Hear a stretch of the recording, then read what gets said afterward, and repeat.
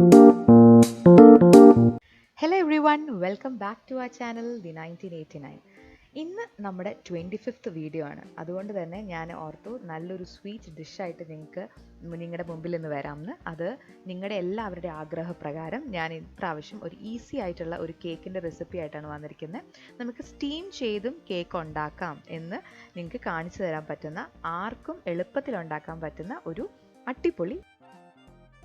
അപ്പോൾ നമുക്ക് എങ്ങനെയാണ് നമ്മുടെ ഈ സ്റ്റീം കേക്ക് ഉണ്ടാക്കുന്നതെന്ന് നമുക്ക് നോക്കാം. അപ്പം നമുക്കിതിന് ആവശ്യമായിട്ടുള്ള ഇൻഗ്രീഡിയൻസ് ആദ്യം തന്നെ പരിചയപ്പെടുത്തി തരാം. ആദ്യമായിട്ട് നമുക്ക് വേണ്ടത് 3 മുട്ടയാണ്. അപ്പം അതിൽ ഞാൻ ഇപ്പോൾ ഈ 3 മുട്ട സെപ്പറേറ്റ് ചെയ്യാൻ പോകണം. നമുക്ക് എഗ് വൈറ്റും യോക്കും ആയിട്ട് നമുക്ക് സെപ്പറേറ്റ് ചെയ്യണം. അപ്പം ഇതെങ്ങനെയാണ് സെപ്പറേറ്റ് ചെയ്തിട്ട് നമുക്കിത് 2 ബൗളിലാക്കി ഡ്രൈ ബൗളുകൾ എടുക്കാൻ ശ്രദ്ധിക്കണം.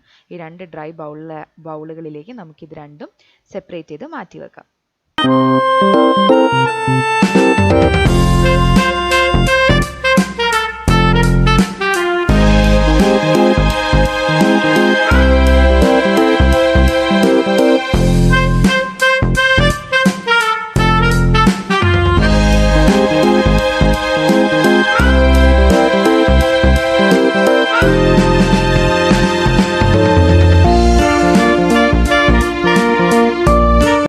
ഇപ്പം ഞാനിവിടെ എഗ് വൈറ്റും എഗ് യോക്കും നല്ലപോലെ സെപ്പറേറ്റ് ചെയ്തിട്ടുണ്ട്.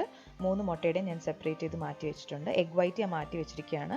ഈ യോക്ക് നമുക്ക് ആദ്യം ഒരു ഫോർക്കോ ബീറ്ററോ ഉപയോഗിച്ച് നമുക്ക് നല്ലപോലെ ഒന്ന് ബീറ്റ് ചെയ്തെടുക്കാം. അപ്പോൾ ഞാനിവിടെ ഒരു ഫോർക്ക് വെച്ച് ഒന്നൊന്ന് ബീറ്റ് ചെയ്യുന്നുണ്ട്. അത് കഴിഞ്ഞ് ഞാൻ മിൽക്ക് മെയ്ഡ് ചേർത്തതിന് ശേഷമാണ് ഞാൻ ബീറ്റർ യൂസ് ചെയ്യുന്നത്. അപ്പോൾ ഇതൊന്ന് നല്ലപോലെ ഒന്ന് ബീറ്റായി ഒന്ന് വന്ന് കഴിയുമ്പോൾ വേണം നമുക്ക് ഇതിൻ്റെ അകത്തോട്ട് മിൽക്ക് മെയ്ഡ് ആഡ് ചെയ്യാം. ഞാനിപ്പോൾ ഇവിടെ ഒരു 1 കപ്പ് മിൽക്ക് മെയ്ഡാണ് എടുത്തിരിക്കുന്നത്. നമ്മുടെ സാധാ മെഷറിംഗ് കപ്പിൽ 1 കപ്പ് മിൽക്ക് മെയ്ഡാണ് എടുത്തിരിക്കുന്നത്. അപ്പം ഈ മിൽക്ക് മെയ്ഡാണ് നമ്മൾ ഇനി ഈ എഗ് യോക്കിൻ്റെ അകത്തോട്ട് ഒഴിച്ചു കൊടുത്തിട്ട് മിക്സ് ചെയ്യാൻ പോകുന്നത്. അപ്പം ഇതാണ് നമുക്ക് കേക്കിന് സ്വീറ്റ് തരുന്ന അല്ലെങ്കിൽ മധുരം തരുന്ന കൂടിയുള്ളൊരു ഇൻഗ്രീഡിയൻറ്റ്. അപ്പോൾ നമ്മളിത് നല്ലപോലെ മാക്സിമം നമ്മുടെ മധുരത്തിനനുസരിച്ച് എടുക്കാം. പക്ഷേ 1 കപ്പ് തന്നെ ധാരാളമാണ്. നമുക്ക് ആവശ്യത്തിലേറെ മധുരം തന്നെ നമുക്ക് കേക്കിന് കിട്ടും. അപ്പോൾ ഞാൻ ഈ 1 കപ്പ് മിൽക്ക് മെയ്ഡ് മുഴുവനായിട്ട് ഈ എഗ് യോക്കിലേക്ക് ഒഴിച്ച് നല്ലപോലെ ബീറ്റ് ചെയ്തെടുക്കാൻ പോവാണ്. ഇപ്പം ഞാൻ ഈ മിൽക്ക് മെയ്ഡ് മുഴുവൻ ഒഴിച്ച് നല്ലപോലെ ഒരു ഫോർക്ക് വെച്ചിട്ടാണ് ഞാൻ മിക്സ് ചെയ്യുന്നത്. നല്ലപോലെ ഒന്ന് മിക്സായി വന്നതിന് ശേഷം മാത്രമാണ് ഞാൻ ബീറ്റർ യൂസ് ചെയ്യുന്നത്. അപ്പോൾ ബീറ്റർ ഇല്ലാത്തവർക്ക് ഈ ഫോർക്ക് വെച്ച് തന്നെ ചെയ്യാം, ഇല്ലെങ്കിൽ ഹാൻഡ് വിസ്ക് വെച്ചിട്ട് വേണമെങ്കിൽ നിങ്ങൾക്ക് മിക്സ് ചെയ്തെടുക്കാം. പക്ഷേ ശ്രദ്ധിക്കേണ്ട ഒരു കാര്യം, നല്ലപോലെ മിക്സായി ഒരു ലൈറ്റ് യെല്ലോയിഷ് കളർ ആവുന്നത് വരെ നിങ്ങളിത് മിക്സ് ചെയ്തെടുക്കണം. ഇത് മിക്സ് ചെയ്തതിന് ശേഷം വേണം നമുക്ക് ബാക്കിയുള്ള പ്രൊസീജിയർ 1 by 1 ആയിട്ട് ചെയ്യാനായിട്ട്. അടുത്തതായി നമ്മൾ ചെയ്യേണ്ടത് എഗ് വൈറ്റ് ബീറ്റ് ചെയ്യുക എന്നുള്ളതാണ്. അപ്പോൾ എഗ് വൈറ്റ് ഞാൻ സെപ്പറേറ്റ് ചെയ്ത് വെച്ചിട്ട് ഞാൻ നല്ലപോലെ ഒരു ബീറ്റർ യൂസ് ചെയ്ത് ബീറ്റ് ചെയ്യുവാണ്. ഇത് ഞാൻ പറയുന്നത് നിങ്ങൾക്ക് വിസ്ക് വെച്ചിട്ടോ ഫോർക്ക് വെച്ചിട്ടോ ബീറ്റ് ചെയ്യാവുന്നതേ ഉള്ളൂ. പക്ഷേ കുറച്ചും കൂടി എളുപ്പമാകാൻ വേണ്ടിയിട്ട് മാത്രമാണ് ഞാൻ ബീറ്റർ വെച്ച് ബീറ്റ് ചെയ്യുന്നത്. ഇത് നല്ലപോലെ ഫ്ലഫി ആയിട്ട് നല്ല എന്താ പറയുക സോഫ്റ്റായിട്ട് കിട്ടുന്നത് വരെ നമ്മളിത് ബീറ്റ് ചെയ്തെടുക്കണം. ഇത് നല്ലപോലെ ബീറ്റ് ചെയ്തതിന് ശേഷം മാത്രമേ നമുക്കിത് കേക്കിൻ്റെ ബാറ്ററിലേക്ക് ആഡ് ചെയ്ത് കൊടുക്കാൻ പറ്റുള്ളൂ. അപ്പോൾ ഞാനിവിടെ നല്ല ഫ്ലഫി ആയിട്ട് ബീറ്റ് ചെയ്തെടുത്തിട്ടുണ്ട്. ഇത് ഞാൻ നേരത്തെ മിക്സ് ചെയ്ത് വെച്ചിരിക്കുന്ന മിൽക്ക് മെയ്ഡും എഗ് യോക്കിൻ്റെയും ബാറ്ററാണ്. പക്ഷേ ഇതിൻ്റെ അകത്തോട്ട് ഞാനൊരു 3 ടേബിൾ സ്പൂൺ കോൺഫ്ലവറും കൂടി ആഡ് ചെയ്തിട്ടുണ്ടായിരുന്നു. അപ്പോൾ അത് ഞാൻ ഷൂട്ട് ചെയ്യാൻ മറന്നുപോയി. അപ്പം അതുകൊണ്ട് നിങ്ങൾ 3 ടേബിൾ സ്പൂൺ കോൺഫ്ലവർ ആഡ് ചെയ്ത് അതൊന്ന് മിക്സ് ചെയ്തതിന് ശേഷം വേണം 1 കപ്പ് മൈദ ഇതിലോട്ട് ആഡ് ചെയ്യാനായിട്ട്. പിന്നെ ഇതിലോട്ട് വേണ്ടത് നമുക്ക് ബേക്കിംഗ് പൗഡറാണ്. ഈ ബേക്കിംഗ് പൗഡറും നമുക്ക് 1 ടേബിൾ സ്പൂണോളം നമുക്ക് ഇതിനകത്തോട്ട് ആഡ് ചെയ്യാം. പക്ഷേ അതിന് മുൻപായിട്ട് നമ്മൾ ഈ മൈദ ആഡ് ചെയ്തത് നല്ലപോലെ മിക്സ് ചെയ്യണം. നല്ലപോലെ മിക്സായി ഈ ബാറ്ററുമായിട്ട് നല്ലപോലെ മിക്സായി വന്നതിന് ശേഷം മാത്രമേ നമ്മൾ ഇതിൻ്റെ അകത്തോട്ട് ബേക്കിംഗ് പൗഡർ ആഡ് ചെയ്യാൻ പാടുള്ളൂ.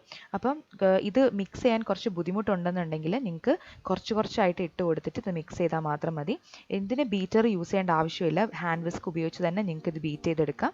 അപ്പം ഇതാണ് ഞാൻ നേരത്തെ മിക്സ് ചെയ്ത് വെച്ചിട്ടുണ്ടായിരുന്ന ബാറ്റർ. 1 കപ്പ് മൈദയും 3 ടേബിൾ സ്പൂൺ കോൺഫ്ലവർ അതേപോലെ 1 teaspoon of baking powder add ചെയ്ത് മിക്സ് ചെയ്ത് വെച്ചിട്ടുണ്ടായിരുന്ന ബാറ്റർ. ഇതിപ്പോൾ കുറച്ച് തിക്കായിട്ടാണ് ഇരിക്കുന്നത്. അപ്പോൾ നമ്മൾ ഈ ബാറ്ററിലേക്ക് നമ്മുടെ എഗ് വൈറ്റ് മിക്സ് ചെയ്ത് കൊടുക്കുകയാണ് ചെയ്യുന്നത്. അപ്പോൾ നമ്മൾ നേരത്തെ ബീറ്റ് ചെയ്ത് മാറ്റി വെച്ച എഗ് വൈറ്റ് കുറച്ചായിട്ട് ഇതിലേക്ക് ആഡ് ചെയ്ത് മെല്ലെ ഒരു ഹാൻഡ് വിസ്കോ ഇല്ലെങ്കിൽ നമ്മുടെ സ്പാറ്റുല എന്തെങ്കിലും ഉപയോഗിച്ചിട്ട് നമ്മുടെ അതൊന്നും ഇല്ലെങ്കിൽ ഒരു മരത്തവി വെച്ചിട്ടാണെങ്കിലും കുഴപ്പമില്ല, നമ്മളിത് മെല്ലെ ഫോൾഡ് ചെയ്തെടുക്കണം. ഈ എഗ് വൈറ്റ് നമ്മൾ ആ ഒരു പത പോവാതെ വേണം നമ്മളിത് സ്ലോ ആയിട്ട് വേണം ഇത് ഏതെങ്കിലും ഒരു ഡയറക്ഷനിൽ നമ്മളിത് മെല്ലെ മിക്സ് ചെയ്തെടുക്കുകയാണ് ചെയ്യുന്നത്. അപ്പം ഈ തിക്കായിട്ടുള്ള ബാറ്റർ മെല്ലെ ലൂസായി വരും. അപ്പം ഇതുപോലെ നമുക്ക് എഗ് വൈറ്റ് മുഴുവൻ ചേർത്ത് ഈ ബാറ്റർ ഒന്ന് മിക്സ് ചെയ്തെടുക്കാം.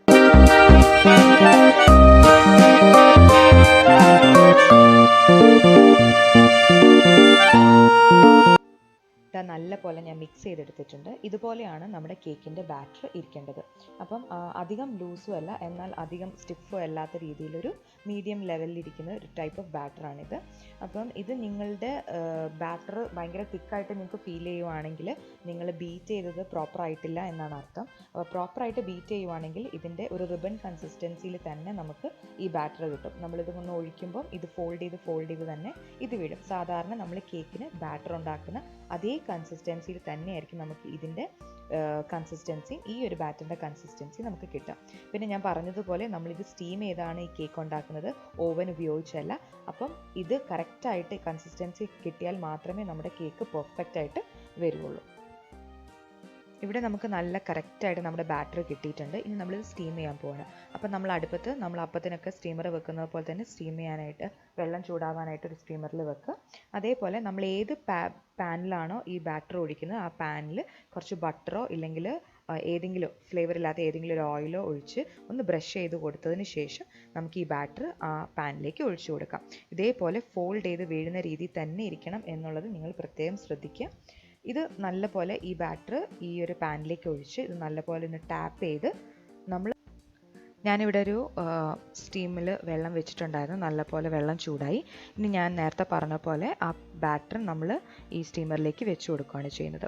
ഇപ്പം ഞാനിവിടെ എൻ്റെ കയ്യിൽ ഫോയിൽ പേപ്പറും അതേപോലെ ക്ലീൻ ഫിലിമും ഇല്ലാത്തത് കൊണ്ട് ഞാനൊരു അടപ്പ് വെച്ചാണ് ഇത് അടയ്ക്കുന്നത്. ടൈറ്റ് ആയിട്ടുള്ള ഒരു അടപ്പ് വെക്കരുതെന്ന് മാത്രം. എന്നാൽ വെള്ളം അതിലോട്ട് ഇറങ്ങാനും പാടില്ല. അതുപോലെ ഒന്ന് കവർ ചെയ്യുന്ന രീതിയിൽ ഇതിലേതെങ്കിലും ഒന്ന് യൂസ് ചെയ്ത് ഇത് കവർ ചെയ്യുക. ഞാനിവിടെ ഒരു അടപ്പാണ് യൂസ് ചെയ്യുന്നത്. ഇത് കേക്കിൻ്റെ ആ ബാറ്റർ വെച്ചിരിക്കുന്ന പാന് ഞാൻ ഒരടപ്പ് വെച്ച് മൂടി, അതേപോലെ തന്നെ സ്റ്റീമറും ഞാനത് ക്ലോസ് ചെയ്ത് വെച്ചു.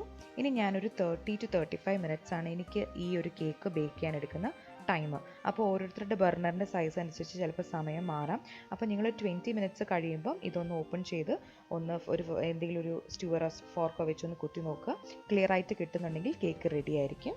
ഇപ്പോൾ കറക്റ്റ് 35 മിനിറ്റ്സ് കഴിഞ്ഞിട്ടുണ്ട്. അപ്പോൾ ഞാനൊരു സ്റ്റ്യൂവർ വെച്ച് കുത്തി നോക്കിയപ്പോൾ ഒട്ടിപ്പിടിക്കുന്നൊന്നുമില്ല, ക്ലിയർ ആയിട്ട് തന്നെ കിട്ടിയിട്ടുണ്ട്. അപ്പോൾ അതായത് നമ്മുടെ കേക്ക് നല്ല അടിപൊളിയായിട്ട് വന്നിട്ടുണ്ടെന്ന് അർത്ഥം. ഇപ്പോൾ നിങ്ങൾക്ക് ക്ലോസ് വ്യൂവിൽ നോക്കിക്കഴിഞ്ഞാൽ മനസ്സിലാവും അതിൻ്റെ സൈഡൊക്കെ നല്ലപോലെ വിട്ട് വന്നിട്ടുണ്ട്. അതും വേണമെങ്കിൽ നമുക്ക് കേക്ക് പ്രോപ്പറായിട്ട് വന്നു എന്ന് നമുക്ക് ഐഡൻറ്റിഫൈ ചെയ്യാൻ പറ്റും. അതുകൊണ്ട് നമുക്ക് വേണേൽ മനസ്സിലാക്കി എടുക്കാവുന്നതേ ഉള്ളൂ. ഇനി നമുക്കിത് തണുക്കാനായിട്ട് മാറ്റി വെക്കാം. ഇപ്പം നമ്മുടെ കേക്ക് കണ്ടോ, ഞാനിവിടെ നല്ലപോലെ കേക്ക് തണുത്തിട്ടുണ്ട്. അപ്പോൾ സൈഡൊക്കെ നല്ലപോലെ വിട്ട് വന്നിട്ടുണ്ട്. ഇനി നമുക്ക് ഇതൊരു പ്ലേറ്റിലേക്കോ ഇല്ലെങ്കിൽ ഒരു കേക്ക് ബോർഡിലേക്കോ നമുക്കിത് ഡിമോൾഡ് ചെയ്യാം. അപ്പോൾ ഞാനിവിടെ ഒരു പ്ലേറ്റിലേക്കാണ് ഇത് ഡിമോൾഡ് ചെയ്യുന്നത്. അപ്പോൾ ഒന്ന് തട്ടിക്കൊടുത്താൽ മതി, നല്ല ക്ലിയർ ആയിട്ട് തന്നെ അത് വിട്ട് കിട്ടും. ഒരു പ്രോബ്ലവും ഇല്ല, ഒട്ടിപ്പിടിക്കുകയൊന്നുമില്ല.